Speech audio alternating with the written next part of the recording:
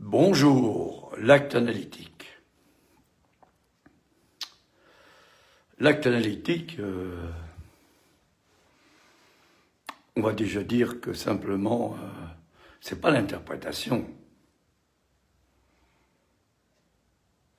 C'est pas la coupure qu'entend l'analyste, qui va donc de ce fait-là même produire du fait de la modulation vocale. Vous voyez qu'on part d'emblée en dehors du sens. Je laisse tomber donc le sens, la signification, tout ce qui fait qu'effectivement, même au niveau de l'interprétation, je suis là. Je suis pas dans l'acte analytique, là. L'interprétation. Tout ce qui fait sens, tout ce qui vient comme ça nous faire penser toutes sortes de crétinisation, dit Lacan. Évidemment, l'analyste, il entend des trucs qui vont peut-être résonner. Alors nous savons qu'effectivement, l'important, c'est le rapport au réel. C'est-à-dire, je vais reprendre à nouveau la formule, là, du discours de l'analyste.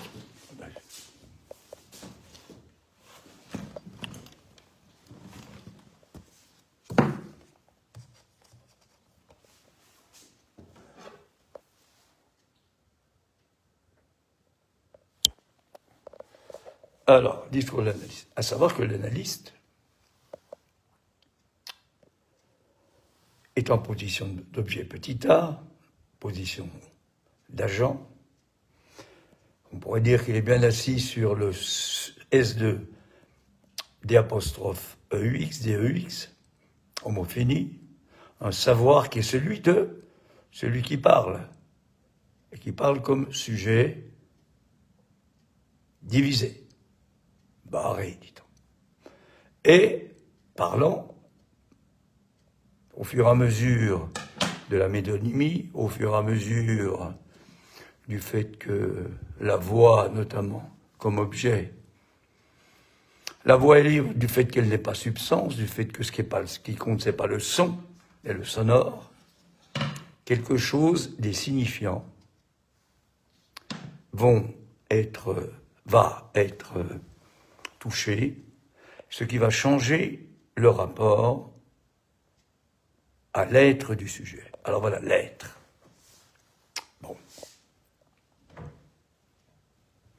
Et évidemment, ce qui a fait dire à Lacan que le discours de l'analyste vient en lieu et place du manque de rapport sexuel. Du manque de rapport. Les autres discours, ils essaient de recourir le manque de rapport sexuel. On pourrait dire qu'ils écrivent le rapport sexuel. Bon. Là, on a donc, c'est un discours à deux, l'analyste et puis l'analysant.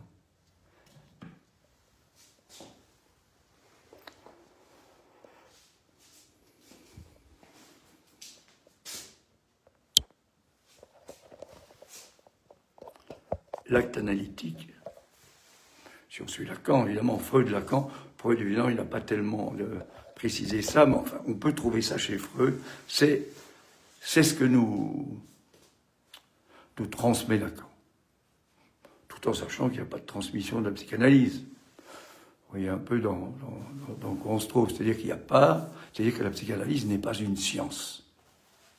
Elle ne se transmet pas par un savoir. Alors, c'est même pas un savoir, là, par des connaissances, disons, que l'on peut observer, que l'on peut transmettre, comme ça, évidemment, comme à l'université. Alors, je vais essayer, justement, puisque si on parle d'acte analytique, qui n'est pas ça, il importerait quand même, c'est quand même la moindre des choses, de ne pas détailler l'acte analytique, comme on le ferait à la faculté. C'est pour ça que j'ai d'emblée présenté l'importance de l'analyste comme, alors, en position d'agent, je viens de vous le montrer là, tenant lieu. Il incarne rien du tout. Il est le tenant lieu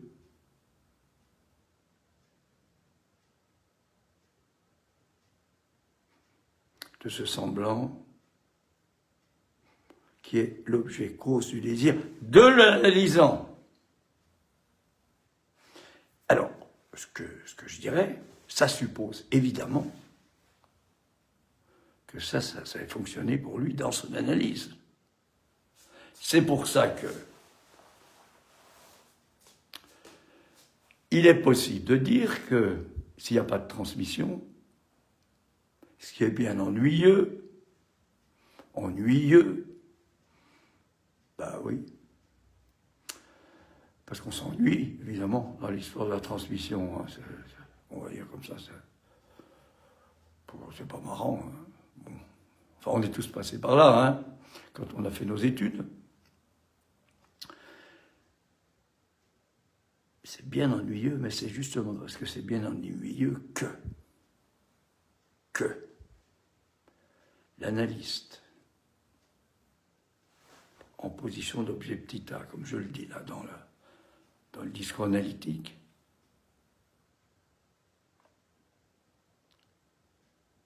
l'analyste va, et c'est sa seule chose qui lui est demandé, c'est ce que j'ai appelé comme ça, ce que j'ai pris comme titre dans mon séminaire, là, va pouvoir, évidemment, puisque ce n'est pas une science, réinventer à partir de ce qui s'est passé dans son analyse et de ce qui se passe dans les analyses qu'il essaie de... Comme il peut, à partir d'un possible qui n'est pas simple. On va en parler. À nouveau. Je n'arrête pas de revenir toujours un peu sur les mêmes choses, parce que je pense que c'est ça qui est important. Autrement dit, on revient, j'ai entendu ça, à l'envie, hein, ENVI, hein, pas ENVIE, hein, à l'envie, que la psychanalyse est une pratique, est une praxis. Une praxis à deux. Voilà, comme je viens de le dire. Hein, bon. Qui vient en lieu et place du manque de rapport sexuel. Ça, c'est très important. Évidemment. Évidemment. On peut le répéter aussi à l'envie, et puis ne pas en tenir compte, justement. Qu'est-ce qu'on peut bien déduire de ça? Je vais reprendre la façon dont Lacan parle, c'est l'analyse, la psychanalyse, c'est le poumon artificiel. Je crois que c'est à la fin de 1973, à la fin de son entretien avec France Culture, quelque chose comme ça, oui, enfin bref. C'est le poumon artificiel qui permet de trouver la jouissance qu'il faut, qui est celle qu'il ne faut pas. C'est qui, évidemment. Alors le peu de jouissance ou le plus de jouissance, enfin bon, parce que c'est différent pour chacun. C'est ça l'homme, L-O-M. Une jouissance spécifique qui apparaît d'emblée. Je vais venir là-dessus, sans doute, je vais en parler. Hein. Il disparaît, évidemment, au moment où il meurt. C'est lié au corps, à un corps que l'on a parce qu'on l'a créé. C'est pas le corps de la génétique, c'est pas le corps de la médecine. Ça n'empêche pas que ce corps-là est important, on est bien d'accord, mais c'est pas ça. C'est pas le corps de la science, parce que le corps de la science, évidemment, pour le connaître, comment ça se passe, eh bien, vous savez tout ça, avec les IRM et tout ça maintenant, hein. Le truc de la science, c'est de symboliser, c'est cire, monsieur, cire, la science cire, symboliser, c'est peut-être une façon inventée, mais enfin, symbolisation, c'est un faire, hein. Ce qui est quand même plus subtil, c'est l'inconscient. L'inconscient, c'est un savoir-faire avec la langue, hein. Comme autre chose. Hein. Donc, inventer par des images ce qu'il en est du réel. C'est-à-dire que, ça va, voilà. À la place du réel, on met des images. Bon, ça vaut ce que ça vaut, je ne suis pas là du tout pour... Hein. La psychanalyse, elle, c'est IRS. Hérésie. Elle invente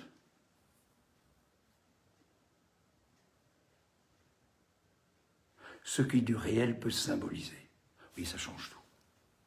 Alors évidemment, le troisième, c'est la religion, RSI.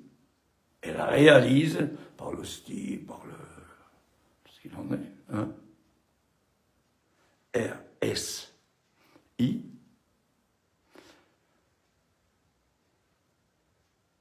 Par la parole,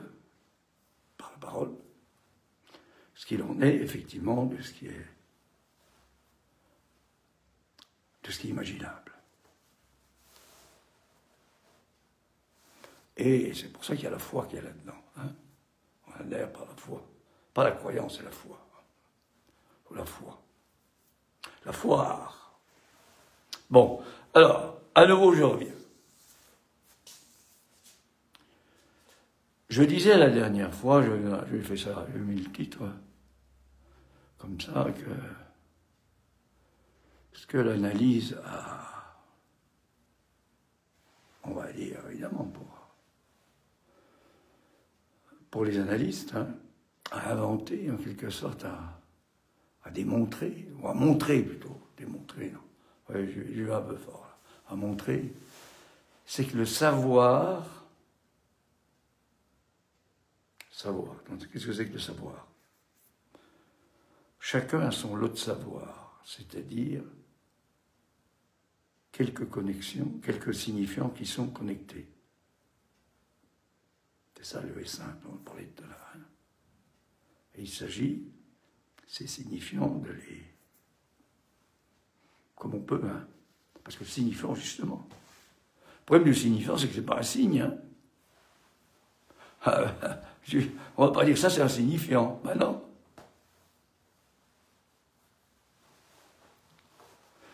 Le signifiant, ben, ça représente le sujet pour un autre signifiant. Disons que c'est ça, quoi. Et puis le sujet, évidemment, impossible.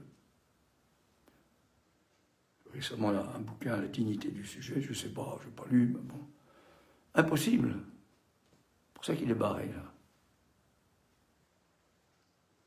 C'est à partir du signifiant qu'il est possible d'attraper l'insaisissable sujet qui est une fente. Une fente. C'est pour ça qu'il y a là-bas. Ça signifie le réel. Voilà. C'est fort, hein, tous les mots, le réel. Insaisissable, impossible à écrire. Et pourtant, c'est ça qu'il importe de prendre en compte pour autant que le discours que l'on peut tenir, que peut tenir les autres, parfois, par moment, il peut être art, comme dit Lacan. Ça ne veut pas dire que c'est art, c'est l'art, il est art. Il peut faire de la poésie parfois. Voilà. Alors que l'analyste, lui, il rectifie. Il rectifie, mais pas au sens du tout de suggestionner. Tout petit truc, là, le fameux exemple. Les noms du père, voilà. Ritter, coupe, il tranche.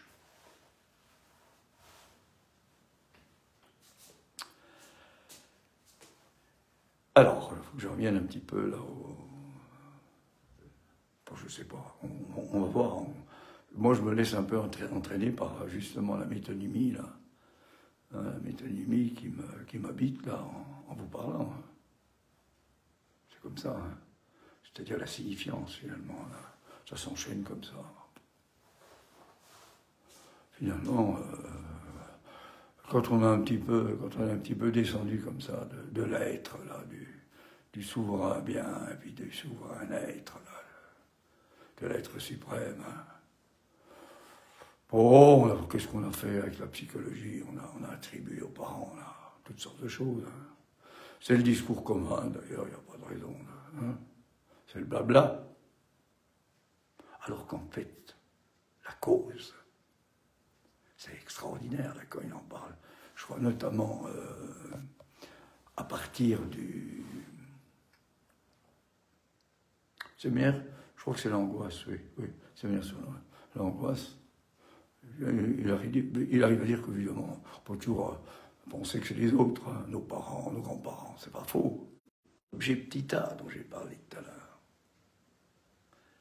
Et alors, c'est ça la cause. La cause du désir. Nommé par la première lettre, là. C'est la cause du désir, l'objet petit a. Et alors, ce qui est encore bien plus extraordinaire, c'est que cet objet petit a, c'est pas nos parents qui nous le refilent, hein. C'est nous qui le créons.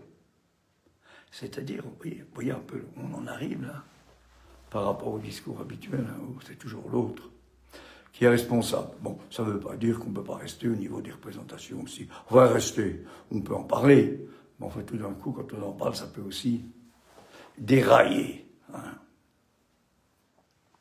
Vous voyez, donc c'est ça là.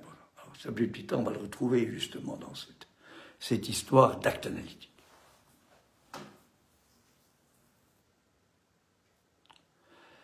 Ce que je voulais, j'ai déjà insisté là-dessus, c'est bien dire que, je disais tout à l'heure que ce qu'a apporté l'analyse, c'est que le savoir a le plus grand rapport avec l'amour, tel qu'on peut en parler. Et là, évidemment, ça touche à l'objet petit a, mais à condition de ne pas rester au fait que, bien sûr, il n'y a pas de rapport sexuel parce que la jouissance, on va dire, entre l'homme et la femme est inadéquate. Hein. C'est-à-dire que l'homme, tout homme, là, lui, il met la femme à la place de son objet petit a. Tout ce qui peut y avoir un peu de pervers là-dedans. Là, je parle de l'homme à partir des formules. On va revoir ça. Les formules de la situation. Hein. On a quand même un trésor, là. Hein. On ne va pas rester dans la science. Hein. C'est-à-dire. Vous voyez, là, hein, fondement de la psychanalyse. C'est-à-dire que c'est pour autant qu'il y en a un qui dit non à la fonction phallique. Ça, c'est l'histoire, vous savez, du père de la Horde. Hein. Enfin, c'est le mythe du père de la Horde. Hein.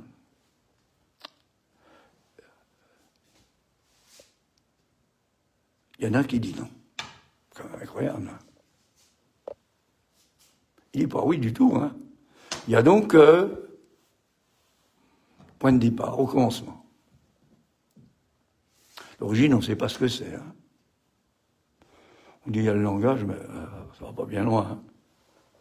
Par contre, au commencement, on sait bien, enarche est au logos. Au commencement était le verbe.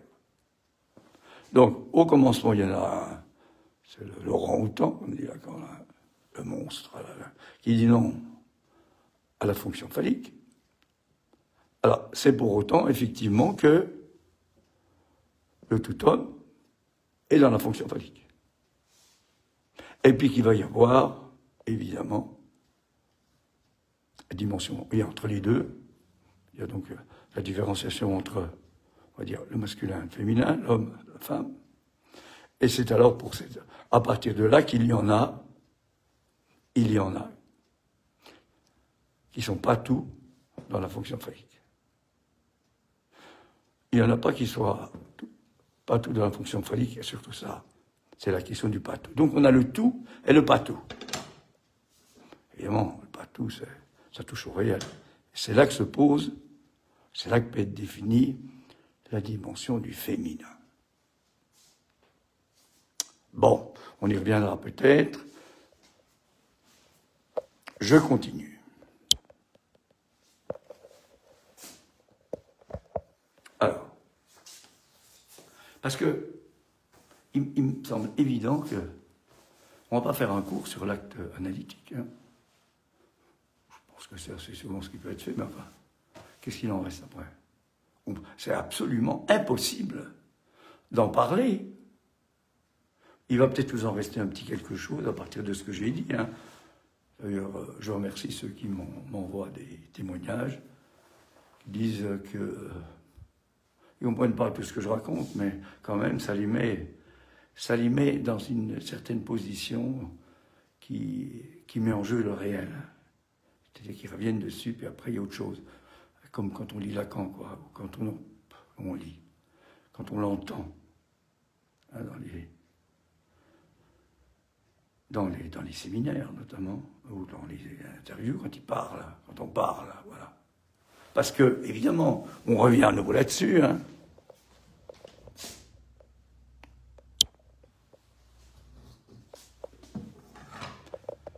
À partir, voilà, le schéma de la parole, c'est ça, il l'écrit là, c'est pour pouvoir définir les 4 discours, là.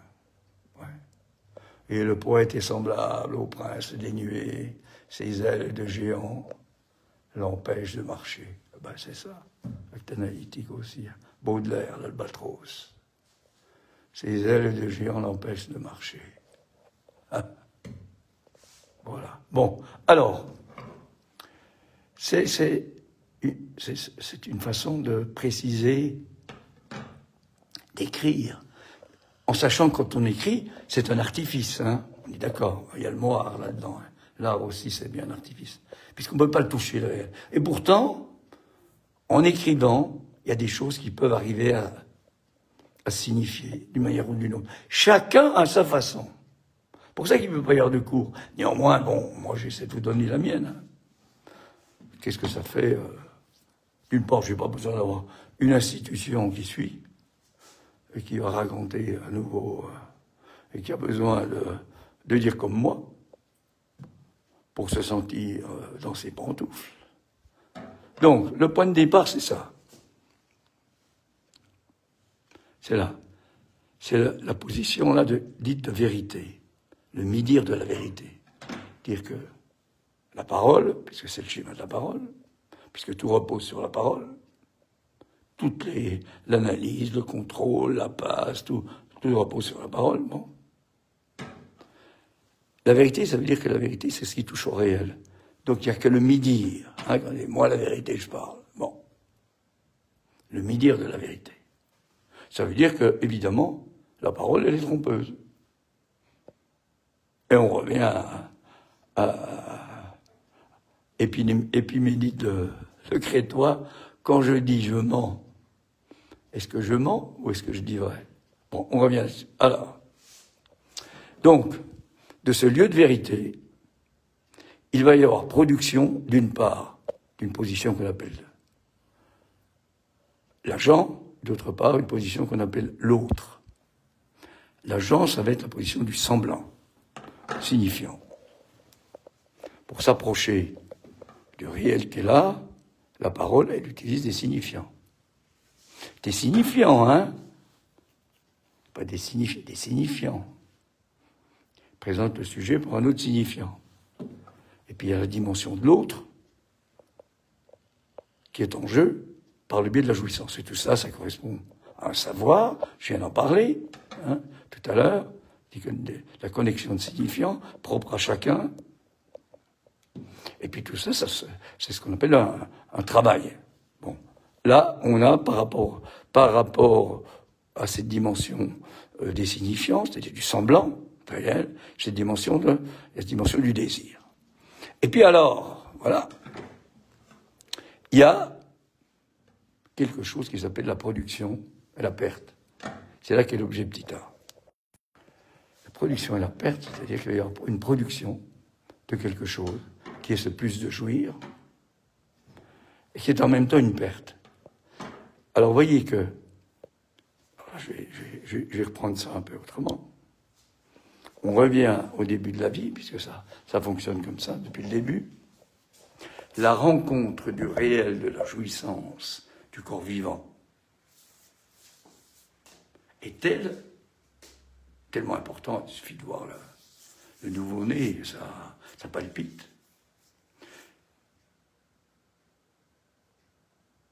Que du fait qu'il a été parlé, même avant d'être conçu. Ça, alors là, c'est pas scientifique du tout, ça. Hein. Ouais. C'est pas scientifique, évidemment, c'est pour ça que c'est pas transmissible. C'est pas... Bon.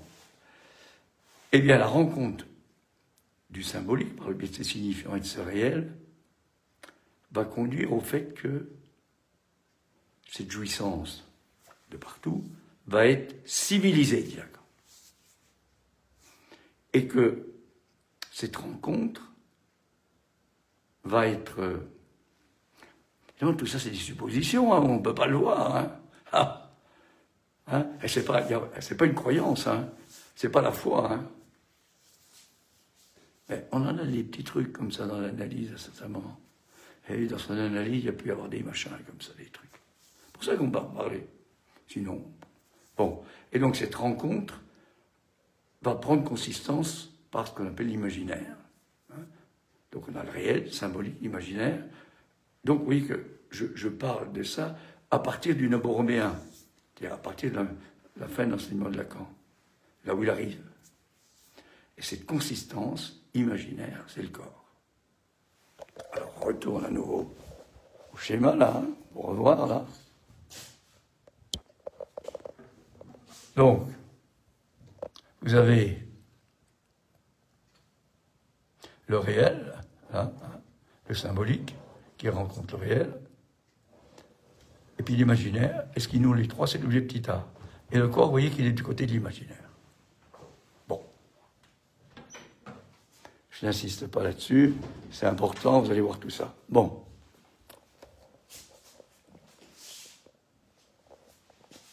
À partir de là, évidemment,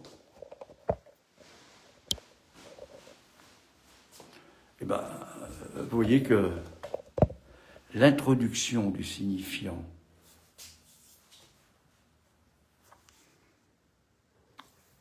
la rencontre entre le symbolique et le réel, en sachant qu'on ne sait pas bien la limite entre les deux, le nouage, etc., bon,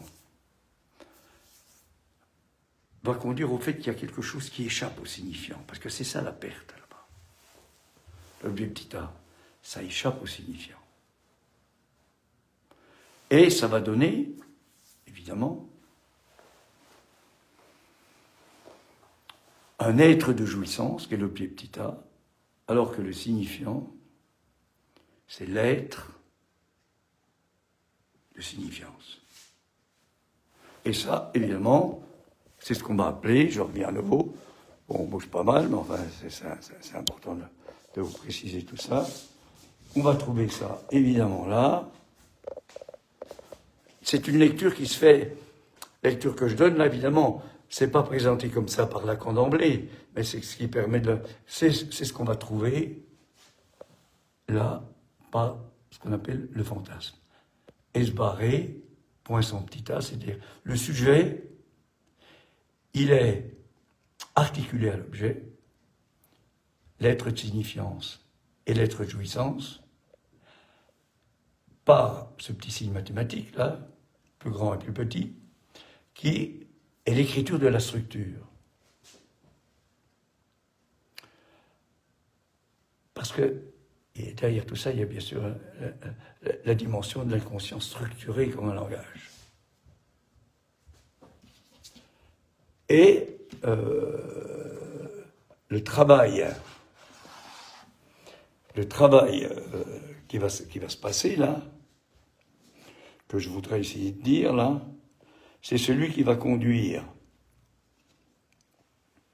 depuis une première approche, hein, vous voyez qu'elle est là, qui est celle aussi qui est là, hein, à savoir que Freud part sur l'idée que le fantasme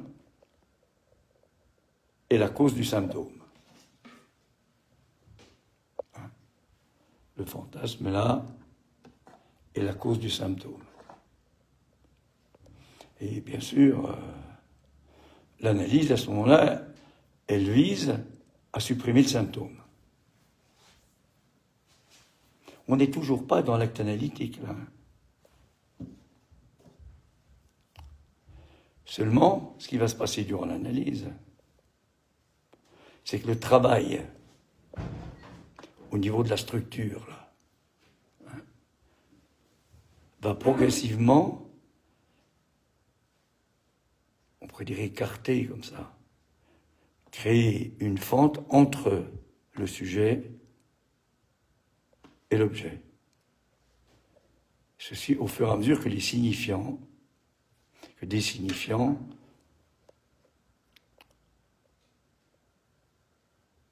sont entendus. Parce que ça s'entend. C'est de l'ordre du dire.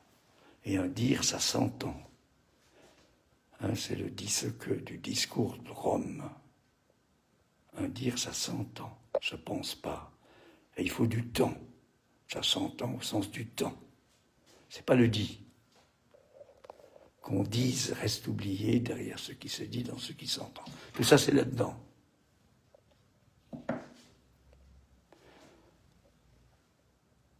Et donc, si je continue là, vous voyez, si je continue, on a donc dans un premier temps, c'est écrit comme ça, hein, le fait que le fantasme est la cause du symptôme. Le symptôme, c'est le petit s de grand A, hein, qui a la signification de l'autre. Non barré, hein.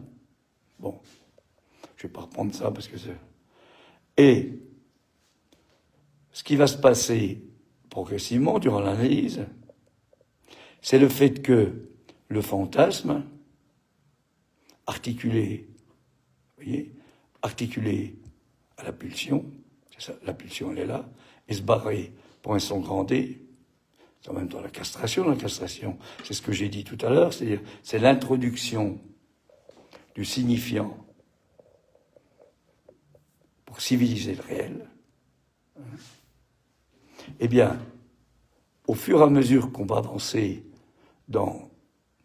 Bon, ça a été appelé avant la traversée du fantasme.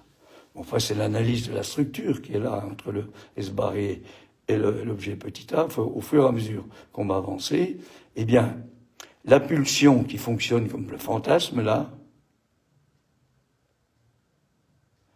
il va y avoir un retournement. C'est-à-dire que c'est le fantasme qui va devenir la pulsion. On arrive là, et alors, il y a cette liaison avec la jouissance, qui est ce réel d'un nouage premier que Lacan va appeler symptôme. Alors, ceci, ça va permettre, évidemment, j'en reviens, ça va nous permettre un petit peu d'avancer quelque chose.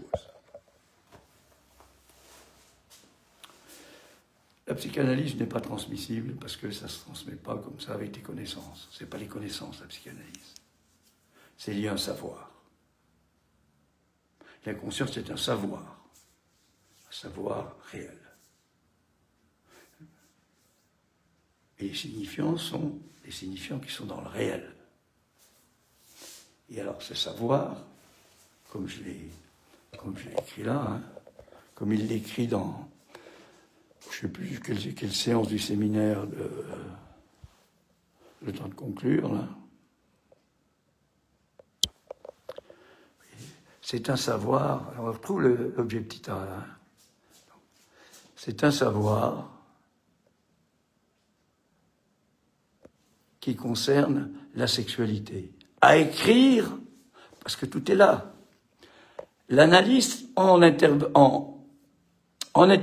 en fait, il écrit autrement. Et ça se passe dans les modulations vocales. Le savoir a rapport avec le sexe, mais pas le sexe, c'est ce qu'on en parle. Il a rapport avec la sexualité. L''A, objet petit a, sexe, entre parenthèses, dualité.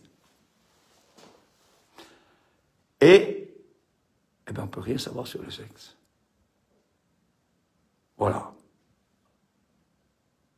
C'est un savoir, on ne sait pas.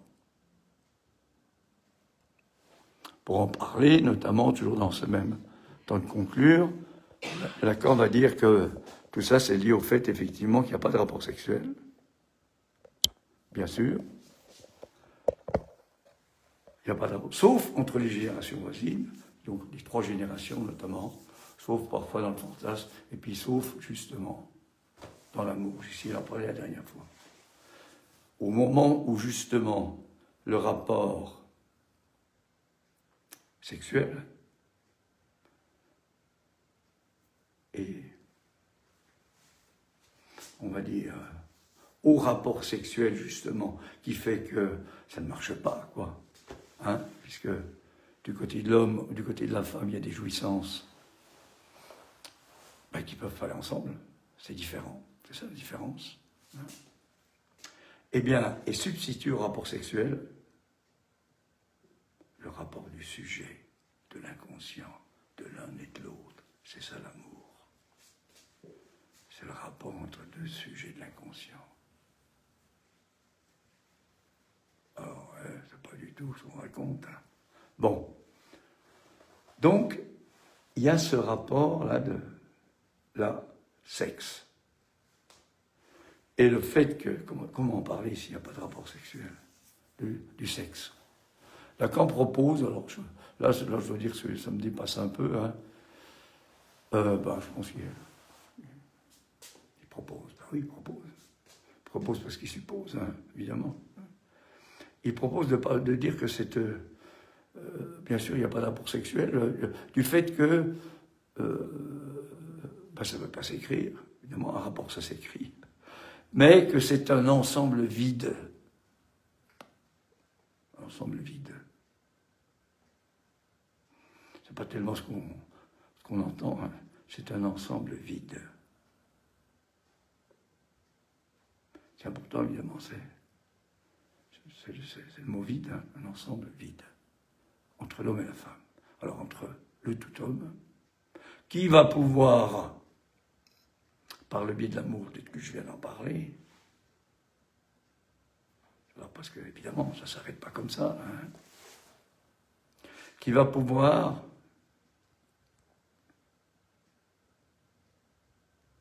aimer une femme. Et quand il aime l'homme, eh bien, c'est la femme qu'il n'est pas qui aime. Ah bon? Ah bon? C'est la femme qu'il n'est pas. C'est la dimension de la femme. Ce qui fait qu'il a été amené à parler du symptôme elle, du symptôme il. Puis la femme, c'est pareil de l'autre côté. Hein. Donc, le sexe comme un ensemble vide qui prend évidemment en compte le fait que il n'y a pas de rapport sexuel. Alors, bien sûr, il y a plein de représentations, hein, etc. Et c'est sans doute, il y a eu comme ça, sans doute une sorte de refus de la psychanalyse, des données de la psychanalyse. Ça, c'est chez Freud, mais c'est pas dit comme ça. Parce qu'évidemment, on a dit la psychanalyse, c'est le pansexualisme. Tout s'explique par le sexuel, et puis les alcools, alors là, pas du tout ça. Breuer, le maître de Freud, il est parti. Hein. Après les études sur l'hystérie, il est parti. Hein. Il allait sa renommée, quand même, à Vienne. Bon, ça se comprend, après tout. Alors que justement, ce que je suis en train de dire, s'il y a eu l'acte analytique, on va y arriver, c'est que la psychanalyse, en fait, est un asexualisme. C'est ça qui est marqué là. C'est à ça qu'arrive Lacan. Asexualisme. Et on voit l'objet petit a. Évidemment, il ne faut pas trop les raconter ça. Parce qu'évidemment, c'est le pansexualisme, et puis tout s'explique comme ça, et puis voilà, et puis voilà. Enfin, de toute façon, maintenant, c'est pas tellement à la mode, hein, donc on trouve des mécanismes plus évidents, c'est le cas de le dire. L'ensemble, il est comblé, hein, complètement.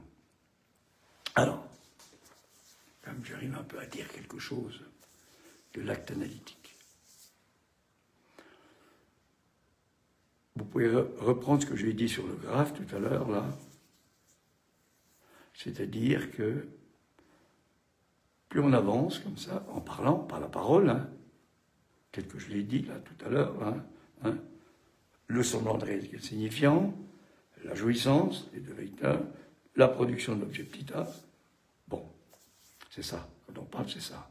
L'être parlant, c'est ça. Hein.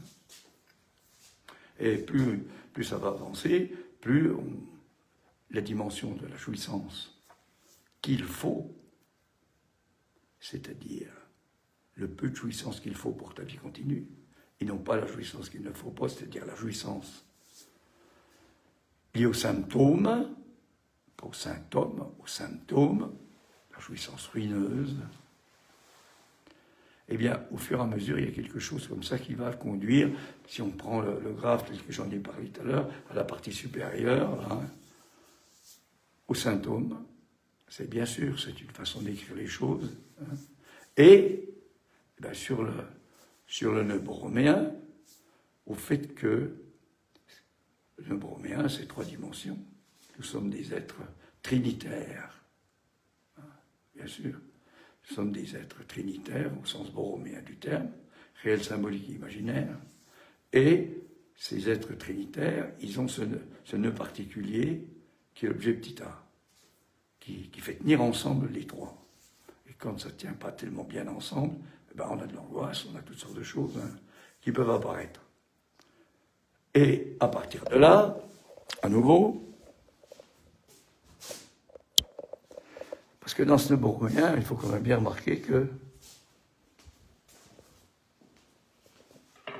dans ce nœud borroméen, évidemment, il n'y a plus du tout le sujet, l'autre, est-ce barré, enfin tous les trucs qui intervenaient au niveau, par exemple, des discours. On a donc les 3 cercles, là, noués. Ils sont noués de telle façon borroméen, parce que s'il y en a un qui est dénoué, les 2 autres ne tiennent plus ensemble. Et à partir de là, on a donc l'objet petit a, là, qui fait tenir tout ça ensemble, le plus de jouir. La jouissance, c'est la jouissance qui est au cœur de tout, qui gère le monde, d'une certaine façon. Et puis alors, il y aura différents types de jouissance. La jouissance phallique, là, hein, liée au signifiant. La jouissance autre.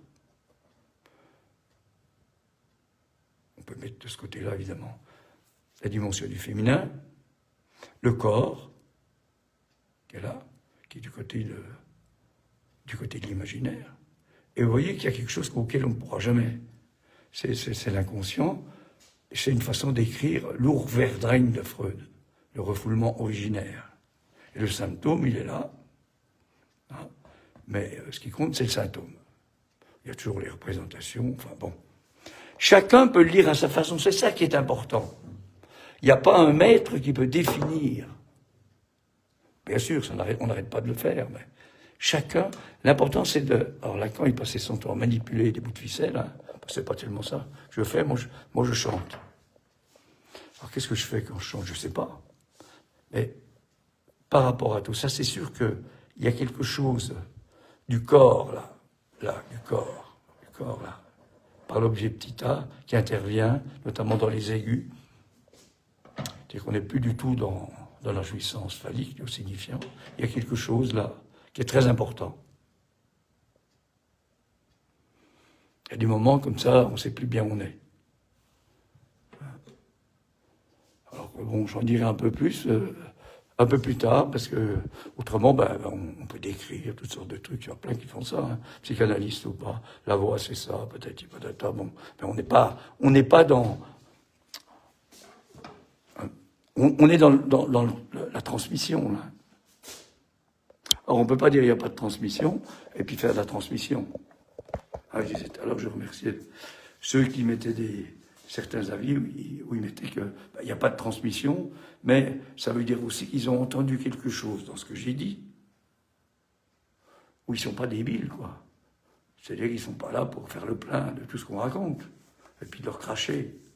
C'est pas ça. Hein. C'est important, quand on entend, de pouvoir, on ne sait pas quoi, mais déjà d'entendre, hein, et non pas de comprendre, d'entendre quelque chose, et quand on va reprendre, on va entendre autre chose.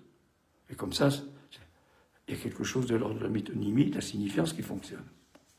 Et ceci, notamment, ils ont joué par un objet particulier, enfin, pour moi c'est un objet particulier, qui est cet objet voix, au sens du plus de jouir, et qui n'est pas la voix du sonore.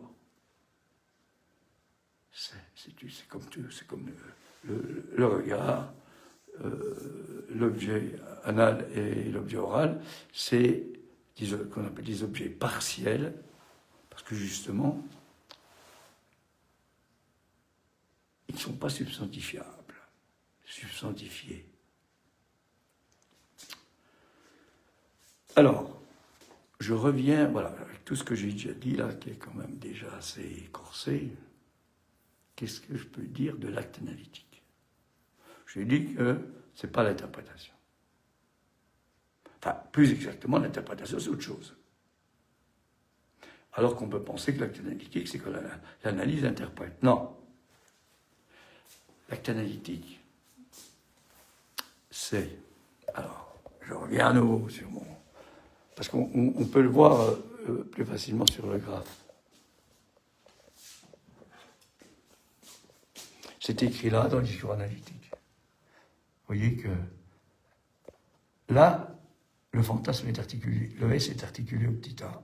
C'est le seul discours où il est articulé. Ailleurs, il n'est pas articulé. Donc, voilà. Et donc, l'acte analytique, ça va être... C'est ça qui était cherché dans la passe, par Lacan. Hein. Lacan, le 21 juin 1964, il dit « Je fonde, comme j'ai toujours été seul. » L'école, il dit « L'école française de Paris, ça va devenir l'école freudienne de Paris. » EFP. Et puis en 1967, c'est en octobre, il va proposer justement ce qu'on appelle la proposition du, je ne sais plus si c'est 6 ou 7 octobre 67, où il va sur le psychanalyste de l'école. Et c'est là qu'il va proposer une procédure pour la passe. Son idée, c'est que, qu'est-ce qui fait qu'un analysant, après avoir été analysant, un être parlant peut s'engager comme analyste avec un autre analysant. C'est une énigme puisqu'il n'y a pas de transmission.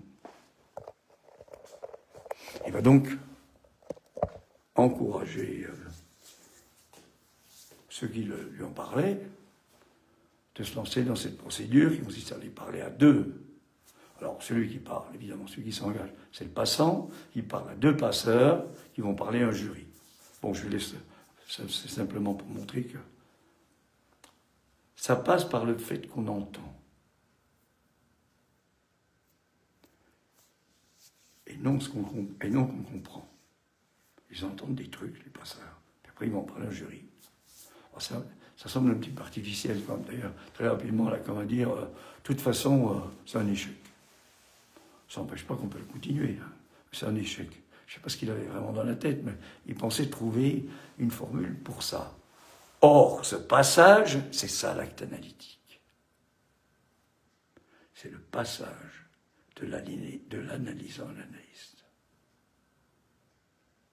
Alors, dans tout ce que j'ai dit tout à l'heure, évidemment, quand il y a mise en jeu des signifiants, de cet être de signifiance articulé à l'objet petit a, être de jouissance, qui progressivement se distend, ben, il peut arriver un moment justement où l'institution du sujet qui a été mise en place au début par le signifiant, eh bien, il y a une faille entre le signifiant et l'objet. Or, le rôle de l'objet, c'est de lester le signifiant. Et là, ça peut partir un peu dans tous les sens. Il faut donc arriver à cette trouvaille, à ce trou, pour que l'articulation, la structure entre le signifiant, entre le sujet barré, qui est donc défini à partir du signifiant, et l'objet de jouissance, petit a, et c'est ça la dimension du saint-homme, prenne en compte qu'il y a un réel qui soutient le discours, on pourrait dire comme ça, hein, ce fameux réel qui est là depuis, qui est le réel du corps, et que le corps que l'on a créé, ce nouage particulier, là, cette consistance, eh bien c'est propre à chacun, et c'est à partir de là que quelque chose de nouveau peut arriver, à mon avis. Bien sûr, on peut être dans la création artistique sans faire une analyse. Hein. Peut-être qu'il y en a, c'est peut-être mieux qu'ils n'en fassent pas d'ailleurs. Enfin bon, j'en sais rien. Enfin, on peut, c'est important de poser la question. Mais la création, si on veut parler vraiment de création, hein, je reprends la phrase de Lacan. Moi, c'est une phrase qui me semble importante. Enfin, c'est une phrase. Évidemment, ça fait sens, mais il y a quelque chose là-dedans. Il y a quelque chose là-dedans. Oui, comme il le dit juste après, il faut donner sa langue au chat. De l'art, nous avons à prendre de la graine. Voilà. Pour en faire autre chose. Quoi? C'est pas le psychanalyste qui a joué au psychologue pour interpréter les œuvres d'art. Ça n'empêche pas quoi. Moi-même, ça peut m'arriver, mais enfin. Parce qu'à ce moment-là, ben, c'est de la transmission, hein, c'est-à-dire que on fait avaler toutes sortes de choses, et puis celui qui est là, apparemment, il attend que ça. Hein. C'est-à-dire qu'il attend qu'il répond à la demande de l'autre. Il vient combler l'autre. Hein. Je reviens de vos trucs là, pour bien montrer ça, parce que quand même, c'est pas rien. Il vient combler l'autre là. Vous voyez la demande là, la demande était là. Quand la pulsion fonctionne comme le fantasme là, hein, eh bien l'être parlant en permanence, il vient combler l'autre. Pas de manque de l'autre, c'est l'angoisse. Donc il comble, puis à un moment, ben, il va se rendre compte de quoi? Eh bien qu'il n'y a pas d'autre, voilà, il est barré. Il n'y a pas d'autre, sauf que l'autre, c'est le lieu du signifiant. Et il s'agit de trouver le lieu de signifiant propre à chacun. Ah oui, il m'a fallu quand même faire un sacré détour, c'est le cas de le dire. Donc la question, c'est comment s'y prendre avec le sexe.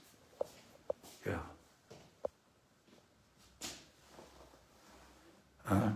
Comment s'y prendre avec le sexe? Je regarde là, le 11 avril 78, vous pouvez retrouver ça. Comment s'y prendre avec cette asexualité?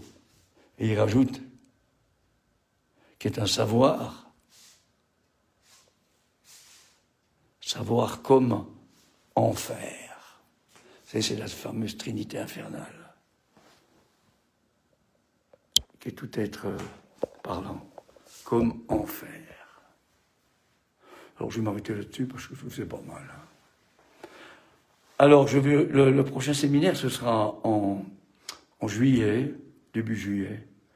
De toute façon, ça va paraître sur Internet. Donc, j'ai bien essayé de dire que, bah, finalement, l'homme, quand il aime, eh ben, c'est une femme. Hein. Voilà, c'est tout simple. Hein. Par contre, quand il désire, bon, voilà, il y a le fantasme, le désir. Bah, il bande, quoi. Là, c'est un homme. C'est autre chose. Bon. Il y a un peu la complexité des trucs. Hein. Bon, enfin, l'intérêt aussi de parler comme ça. Hein. Hein. La femme qui ne l'est pas. Hein. Bon, ça. Et puis, donc ça, c'est la dimension de ce qui est en jeu, hein, au niveau de cette asexualité, comme enfer. Hein. Et puis, bien sûr, bah, c'est pas simple. Hein. Je sais pas comment on le dit dans les enquêtes. Hein. Bon, pareil, quand on fait des enquêtes, notamment là-bas chez les Uniens, les États-Uniens, là, il y en a 80%, moi, qui sont contents. Ils sont bien à côté de la plaque. Enfin bon, c'est comme ça, c'est ce qui se dit, puis il faut bien laisser la place aussi au blabla. Hein. Enfin, un analyste, c'est quelqu'un qui, justement, c'était l'idée de Lacan, et je suis d'accord, humblement d'accord, c'est celui qui a fait ce passage. Alors il va pas s'en rendre compte forcément beaucoup, il va en parler, enfin, encore faut-il que ceux qui sont dans la procédure, bah, ils aient eux-mêmes, quand même, il a eux-mêmes fait. Hein. Il ne suffit pas de dire qu'ils sont à eux, comme on le disait au temps de l'école freudienne. Hein. Je ne sais pas ce qu'on dit maintenant. Bon. Et, à mon avis, c'est surtout pas ceux, enfin bon, je vais dire un petit truc un peu méchant, là. C'est certainement pas ceux qui restent au pinacle des institutions pendant des années et des années. Ça, c'est l'éternité. Voilà. Au revoir et à bientôt.